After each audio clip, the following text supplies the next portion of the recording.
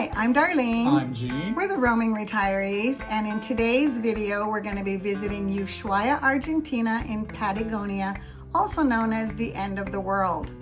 We'll be traveling by boat through the Beagle Channel, visiting a penguin colony, and also taking the prisoners train to Tierra del Fuego National Park.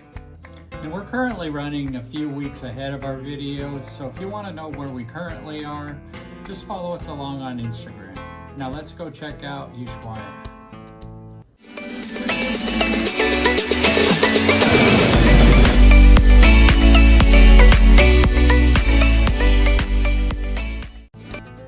Ushuaia is the world's southernmost city, and it's claimed the title of the end of the world.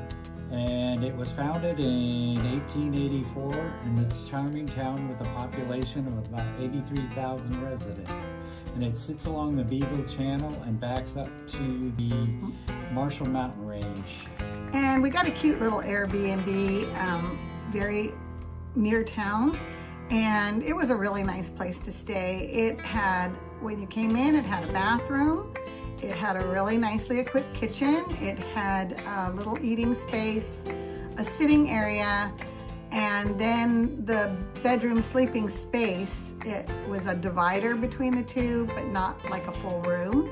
And then you went out on a balcony and you could see the mountains from the balcony. And it was really nice. The only downfall to this little Airbnb was that there was a lot of stairs to go down to the town. Yeah, 110. Yeah, Gene counted. I counted. And it was every time you went to town, to the grocery store. Pretty steep stairs. Yeah, so that would be the only downside. But we really like the little Airbnb that we stayed in. And so we are gonna go ahead and put a link below. So our first couple days we spent exploring the town. Yep, and we got caught up on laundry. Yeah. And then we also went and found a Hard Rock Cafe. And we were kind of looking for a little taste of home. So that was nice. We went there and got some nachos, got some onion rings. And I actually think we went back twice. And then we got a fajita, some mac and cheese. Well, we like Mexican food, so it was Yeah, so it was nice to have some kind of taste of home a little bit. Yeah, and then after that, we actually also found a cute little restaurant in town. That was called the Cocina al Disco. It was down by the waterfront. Yeah. And that was a traditional Patagonian food. That was so good. We got this, it was a shared meal for two, and it was called Bife al Disco or steak plow. And they brought it out in this big deep dish black skillet. Yeah. And it was kind of a beef stew. But it's kind of a cross between a beef stew and a pot roast, I would say. Yeah. It was really good. It was so good. And then it was so much food. We ended up eating on it for, we ate it that night for dinner. And then they packaged it up for us and we took it back to our Airbnb. And a couple nights later, we ate it again for a full meal. And it was enough for the full meal. So they give you a lot of food. They give you a lot of food. And it's really good. Yeah, and we actually ended up eating there a couple times too. Yeah. But I think the second time I had spaghetti. So anyway, and so that was another really good place to go eat. And then when we booked our tours, we booked the one that I went there for specifically, and that was the Penguin Colony Tour. We booked that through Pira Tours. I'm gonna put a link below on this one. This was probably my favorite tour that we had done so far of all the tours.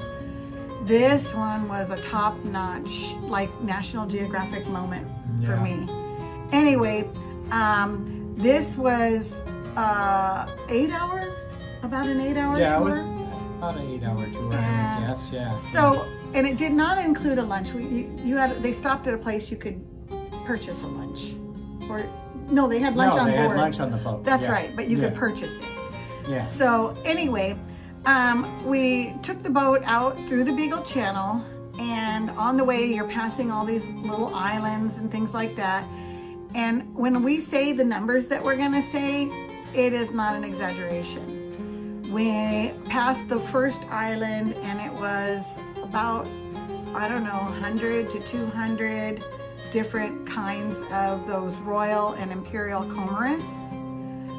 Yeah. At least a couple hundred, right? Yeah, there was a lot. And then we saw colonies of sea lions and seals. Yeah. And they were all over. There was a couple different islands that they were on. And then we saw sei and humpback whales, and we saw several times as we were going out. And one even breached out of the water, but we didn't get a picture because it happened so fast. Yeah, we weren't quite ready for that. And then we were introduced to sei whales because we'd never even heard of them, or at least I hadn't. Had you? No, I had never heard of them. Yeah, so we'd heard of humpback before, but we'd never heard of sei whales before. So we saw that, and then we also went to the Les Eclures Lighthouse, which they said went into service in 1920, and it's a still active lighthouse today. It's a non-manned lighthouse though. I think it's all solar is what I read. Anyway, and then we finally arrived to the Martillo Island, but before we did that, the biggest point of that trip for me before seeing the penguins was the hundreds of dolphins. Yeah, I've never seen a school of dolphins that big. It was huge. I mean, we're from Florida, so we see dolphins pretty regularly out there. Yeah, you see them quite often, but never this that was many. On both sides of the boat, front of the boat, back of the boat. We were surrounded by dolphins just swimming, and then as the boat made waves, the dolphins were jumping out of the water, and it was just incredible. And it really did feel like what you would see on TV. It was unreal. So for me, that was like the highlight of the boat ride. Yeah. But besides the whales jumping out of the water too, that was pretty much the highlight too. I'm sorry, we can't show you that. Yeah, we don't have that. But anyway. We do have some pictures of whales on there though. Yeah, we do. Where they were breaching. And then we got to the Martillo Island, and that was where the penguin colony was. And there was 1,000 or not more penguins on this island, as well as the giant South American sea lions. And the penguins greeted us right there at the bank. Yeah, they have their welcoming party out there. Yeah. So we literally got off the boat, and there's hundreds of penguins. And then they kind of ran the rules over with us. We got 1 hour on the island to walk amongst the penguins and the sea lions. We had rules, 5 to 10 feet, I think. 10 feet away from the sea lions and about 5 feet away from the bank. Okay, yeah, and then they kind of talked about, because there was little roped off trails, right? Yeah. But they did not. Penguins just go build their nest wherever they want to. Yeah, so you had to pay attention to where you were walking and where you were stepping, because there might be a penguin hole in the middle with a little nest in there. In the middle of the trail, and you don't want to step in it. And they told us right away, penguins have the right of way. So if a penguin's crossing, you just stay there and wait for the penguin. Don't approach the penguin. So when we originally pulled up, there was a bunch of them down on the beach, and then we kind of walked around the corner and walked out, and that's when you really saw thousands. How many thousands of holes that were just all over the hillside. It was crazy. Just went up there. And so that was where we saw 2 different kinds of penguins, right? Gentoo penguins and Magellan. Magellan penguins. Yeah. And the little Magellans, they're the little tiny ones. They're just so cute. You just wanted to I want to hug you. They're so cute. But no, we did not. We did not hug the penguins. And then we got to spend time. They gave us plenty of time for photo opportunities. And then from there, we also walked along the beach where the big giant sea lions were. And they were intimidating for me. I don't know about you, but I was like, I asked the guide, I go, do they hurt humans? Because they were so big. Yeah. And they were fighting with each other sometimes, and so we were kind of like, oh. Yeah, I mean, we got fairly close to them and did that, but they didn't pay any attention to us. Nope. So, We realized as we walked, we're not interesting to them at all.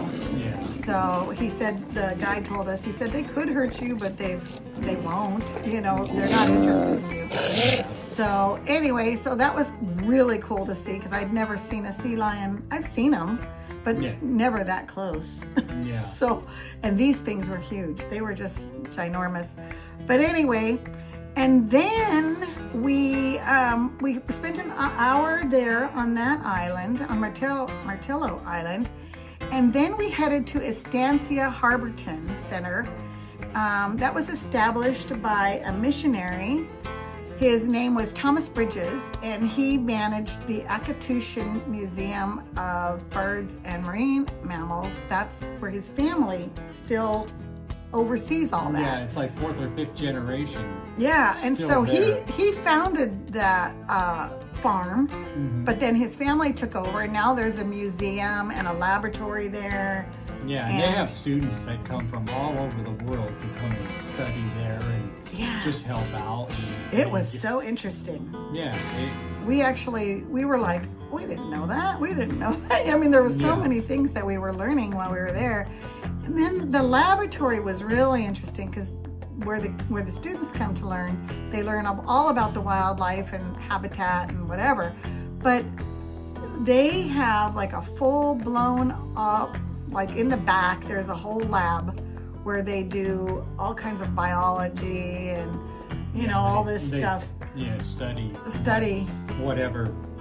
So the marine biologists study it. Yeah, and then they have out in the back, they have what they called the bone house. Yeah. That was disgusting. I believe our guide called it the little house of horrors. Yeah. It was bad because the minute, so they invited us to step in, but they did warn. Yeah. Like if you go in there, it smells bad. If you are queasy or if you do the, you know, you don't have to go in. So, I think, Darlene, you made it in about 2 feet inside the door. Yep, turned around and ran right back out. Nope. It was so bad, and I have a real sensitive smeller, so things make me gag really easy. So I went in there and turned right around and went right back out. But that's, you know, with something that the animals like decay naturally or whatever. And yeah, they put them in there and save them. They're all their carcasses or whatever, So you know. If they find one that's died on the side of the beach or whatever, they go pick it up. And then they study it. They bring it back in, try to find out why it died. What happened. And I know there's a reason behind it, but it's just something that I would never, ever do. So yeah. Anyway, excuse me. And then that was kind of the end of our tour, that part of the touring the museum and stuff like that. Yeah, because after we went through there, we just got the bus and went back to town. Yep. And then the next day we took another tour, and that was to Tierra del Fuego National Park. And on that tour, they took us down to the canal, and it's called Ensenada Zaratigui. And we spent time at the bay, and we took a nature walk, which, okay, this day it was really, the day before was beautiful and sunny, and this day it was kind of rainy and drizzly, and then it sometimes even pouring rain. Yeah. And so when we got to the canal area, where the bay area where they took us for the nature walk, it was drizzly, but it wasn't pouring. Yeah. And so we went ahead and did the walk, and then... But that was interesting. They had all the little not cardboard, but the cutouts that told kind of how the natives used to live back in the day. That was really interesting. And I like to read those. You know, just kind of how life was there back in the day. And so, you read all about the native tribes, and then they actually, in the bay, they were showing us when you're looking across the water, there's Chile right there. And so you're looking at Chile. See one side is Chile, one side is Argentina. Mm-hmm. And then they talked about the waterways where if you got so many feet from the shore on this side that you're in Chilean waters and you're illegal. so you have to really watch when you're driving your boat through. But anyway, and then we just did a nature walk where they kind of talked about the different flora and fauna in the forest there. Yeah. And so it was just a really nice little walk and stuff. And then as we loaded back up on the bus, and then we were leaving that part of the park. Yeah. Because that wasn't the end of the tour. We still had more tour to do. But as we were leaving, there was a little red fox, and he greeted us right in the road, kind of stopped traffic. So the bus driver stopped, and we all kind of got to hang out the window and look at the little fox. And he looked pretty wet and saturated. Yeah. And he looked like he wanted somebody to give him something to eat. So anyway, so then we left there, and then we drove down to where we took the end of the world prison train tour. And they take pictures of you there with a little bunch of guys dressed up like prisoners and whatever. Yeah. And so that was fun. And then, unfortunately, it was pouring rain by this time. Yeah. When we got to the train tour, it wasn't just drizzly anymore. It was dumping rain. And so Gene already he'd kind of gotten up and started not feeling good. He was getting like a little head cold starting. Yeah. And after being wet. And then being out in that cold rain. Yeah. It just wasn't great. But we trudged on. He's a trooper. Yeah. And got through the day. Yeah. And we got our tickets and we went on the train. And the train is located on Mount Susanna in the valley of the Pipo River. And this is a 1-hour train ride. It's scenic in nature. We did get to see wild horses. They were really beautiful. And 2 herds of them. Yeah. 2 different places where we saw wild horses. And then this train was used back in the day to transport the prisoners from the Ushuaia Penitentiary to Mount Susanna, and also to transport supplies, right? Yeah, back to that. Well, they'd go out and what, they cut wood and stuff? Yeah, they had to build the town. Yeah. So because the town wasn't there then. Yeah, so everything would go on the train, and then the prisoners would be on top of that. And that train ran from 1909 until 1952. And then they stopped at the La Macarena train station. And that was, it was raining still, but we got out and there was a nice little walk that took you to the waterfalls. There was a lower waterfall and then an upper waterfall. We decided to just do the lower waterfall. Yeah, we just did. the weather. And, there's nice photo opportunities there. And then they also, because the train is parked there, you can get pictures with the train. Right. And so we did that. So that was kind of like photo opportunities and whatever. And then after that, I think that was the end of our tour. I mean, we took the train back to the main station. So it was a nice, Gene kind of didn't like the slowness of the train. No, I thought I probably could have got out and walked just about as fast as the train was not going. really. It was a little faster than a walk. But he was actually like, is it going to pick up speed? And I don't think so. No. I think it's just a nice little putter along train. So just keep that in mind, that it is just a little tour train. And it just kind of putters along. Yeah, it's no frills. Yeah, it's no. So anyway, but it was really interesting actually. There was a lot of history on that train. And, because they talked about the prisoners. They take them out there, and a few tried to escape. And they would come back. And they would come back because there's nothing out there. Yeah. I mean, you can walk for hundreds of miles and there's nothing see there. nothing. So they just turn around, come back to town, keep them from freezing to death. So it was interesting. It was actually interesting, and it was fun. I think I would definitely recommend it. We're going to put a link below, but it was definitely historical and educational. Yeah. So anyway, and then the next day we did have one more day in Ushuaia. Yeah, and by that time I really wasn't feeling good. He was sick. He got full on sick. We just stayed in. We did laundry. We did venture out that day. For dinner. Just to go get some food and do that. That was it. I mean, we pretty much stayed in. Yeah. And except for dinner. Yeah. And it was okay because we had to pack and get ready for the next day. So Yeah. the next day we were leaving. So where are we going on the next video? We are headed off to Puerto Madryn. Puerto Madryn. So we kind of got the rough start there too. So you'll hear all about that in the next video. So anyway. But if you like this video, give us a like, subscribe, follow along, and we'll see you up in Puerto Madryn on the next one. All right. Ciao.